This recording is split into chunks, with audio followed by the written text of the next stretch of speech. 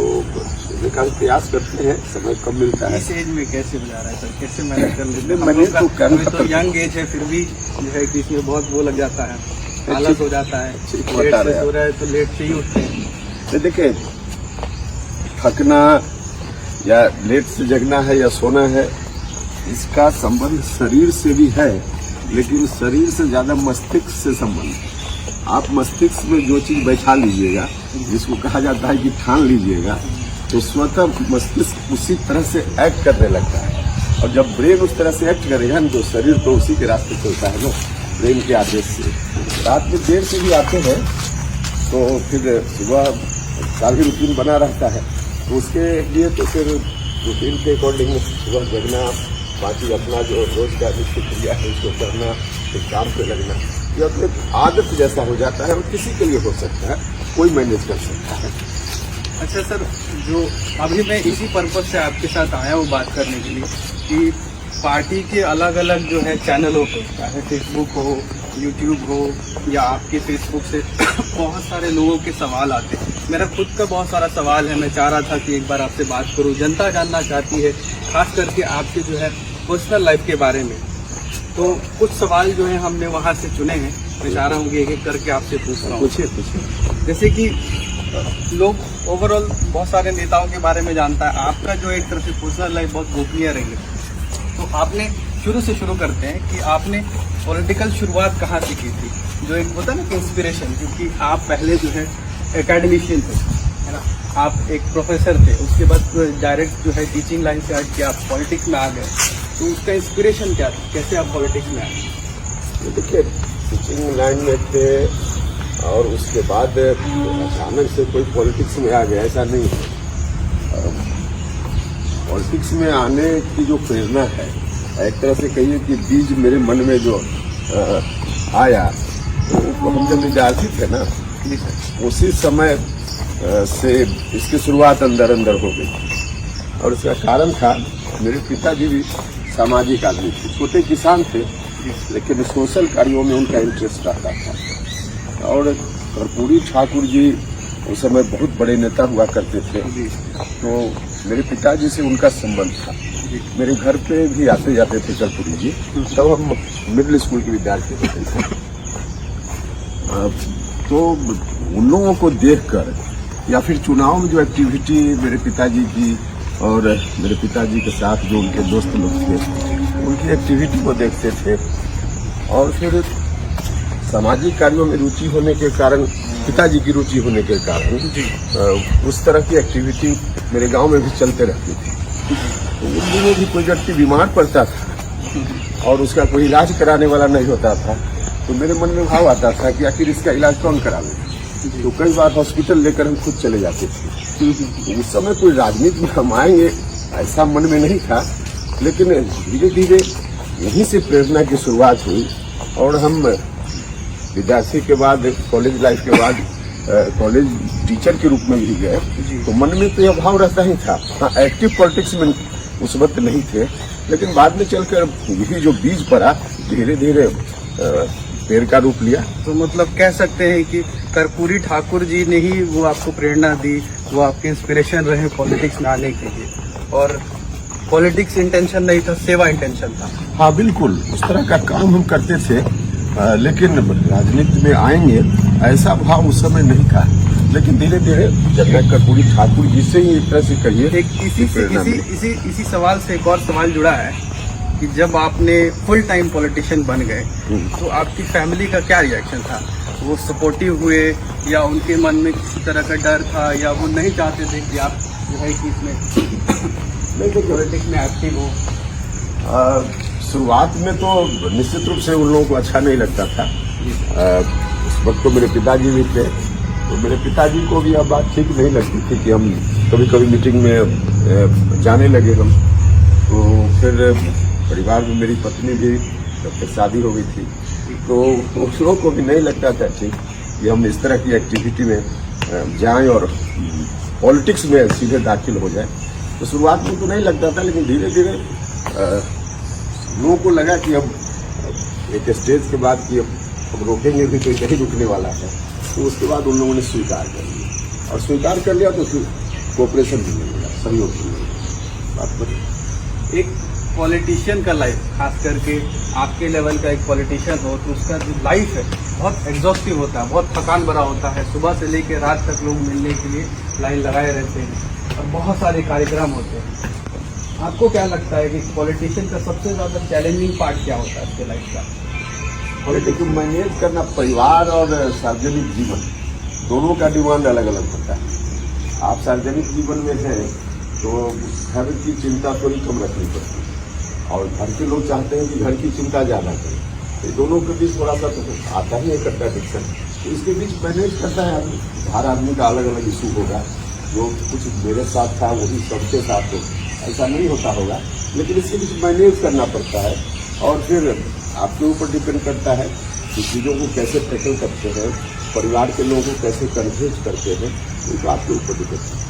आपके लिए अभी तक वो कौन सा चीज़ है जो मुश्किल लगता है पॉलिटिक्स में? ये अभी भी वो लगता है कि कठिन करना है? तो देखिए, वो सब तो बाकी परिवार के साथ, सोसाइटी के साथ, इसमें कुछ भी कठिन जैसा अब नहीं लगता है वो। हाँ, धीरे धीरे पॉलिटिक्स का जो स्वरूप बदलते चला गया। जब हम पहली बार चुनाव लड़े थे तो लाख में भी खर्च नहीं हुआ था, 1000 में खर्च हुआ था। आज तो करोड़ में लोग खर्च करते हैं। तो इस मामले में कठिनाई मेरे जैसे लोगों के लिए काफी आती है इस दृष्टि से। तो इस तरह का बदलाव हुआ है और यह कठिनाई तो धीरे धीरे और बढ़ती जा रही है। दो ऐसे सवाल थे, जैसे जब हम सब बिहार से हैं तो बिहार से हैं तो दो नाम जो है बहुत वो आना ही आना है, जिसमें है एक नीतीश कुमार जो सूबे के मुख्यमंत्री है अभी, और दूसरे हैं लालू यादव जी। तो अभी मुख्यमंत्री जी नीतीश कुमार जो है उनकी सत्ता है, और देखा जाए तो जब वो पहली बार मैंडेट में आए थे, पहली बार उनकी सरकार बनी थी, और अभी की उसमें बहुत बहुत आसमान ज़मीन का फ़र्क है। लोगों का कहना है कि सड़कें नहीं हैं, जहाँ सड़कें हैं तो वहाँ टूटी हुई हैं, कहीं नल है तो जल नहीं है, जल है तो नल नहीं है, हर तरफ जो है अपराध की घटनाएं दिख रही हैं। तो जो ये सरकार के ये जो जितने भी स्कीम्स हैं, जो योजनाएं हैं, या ओवरऑल सरकार की फेलियर को आप किस तरीके से देखते हैं? देखिए, शुरुआती दौर में जब नीतीश कुमार जी मुख्यमंत्री बने थे ना जी, उस वक्त व्यक्तिगत रूप से मैं महसूस करता हूँ कि उनके अंदर काम करने का जज्बा था, लोगों की भी अपेक्षा थी और उनके अंदर भी था कि कुछ करके दिखाना है। और जब आदमी के अंदर हो कि करके दिखाना है तो स्वाभाविक रूप से आदमी अच्छा काम करेगा। तो उस वक्त शुरुआती दौर में उन्होंने बहुत अच्छा काम किया, अनेक तरह की योजनाएं आई, कई तरह का काम हुआ। लेकिन बाद में चलकर लगता है जैसे उनका मन भर गया हो और उनके अंदर की यह इच्छा कि काम करना है, दिखाना है, यह इच्छा समाप्त हो गई और धीरे धीरे समाप्त हुई। और समाप्त हो गई तो आज की तारीख में तो कोई रुचि ही नहीं है। तो इसलिए देखिएगा कि शुरुआती दौर में जिस योजना से काम अच्छा हुआ वही योजना आज सीधे फेल कर गई। अब सड़क बनाने का काम, शुरुआत के 5-10 वर्षों में तो नीतीश जी ने सड़कें बनाई निश्चित रूप से, लेकिन अब तो 10 साल के बाद एकदम सड़क टूट गई, अब मरम्मत भी लोग नहीं कर पा रहे। तो कुल मिला जुलाकर जो सरकार की योजना है, अब कागज पे तो सब योजनाएं हैं लेकिन जमीन पर उन योजनाओं का हर्ष बिल्कुल जीरो है। यही कारण है उनके अंदर का जो है परिवर्तन हुआ इसके चलते। इसलिए मेरा मानना है कि कोई एक व्यक्ति 20 साल तक सत्ता में रहे तो वही यही स्थिति हो जाएगी, मन भर जाता है, बिल्कुल मन भर जाता है। तो इतने दिनों तक नहीं रहना चाहिए। मैं जो महसूस करता हूँ कि सत्ता में परिवर्तन आवश्यक है पब्लिक इंटरेस्ट के लिए। अब नीतीश जी का तो आपने बता दिया, लालू जी के बारे में दो तरह की राय है लोग। एक तबका कहता है कि लालू यादव ने पिछली जो जातियां हैं, जो शोषित जातियां हैं, उनके लिए एक लड़ाई लड़ी, उनके हक के लिए लड़ाई लड़ी।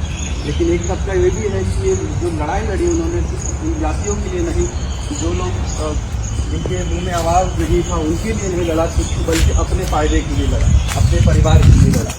तो आपकी इस बारे में क्या राय? देखिए, दोनों तरह के लोग हैं, उनमें थोड़ी थोड़ी सच्चाई। शुरुआती दौर में लालू जी ने एक तरह से कहिए कि जो कोई भी शोषित था, पीड़ित था समाज में, किसी जात का लोग हो, खुद किसी धर्म का हो, तो एक बड़ा जंग है बिहार में उसका है। तो सबके लिए उन्होंने जो कुछ भी किया और लोगों को भी लगा कि सबके लिए कर रहे, वाकई कर रहे थे।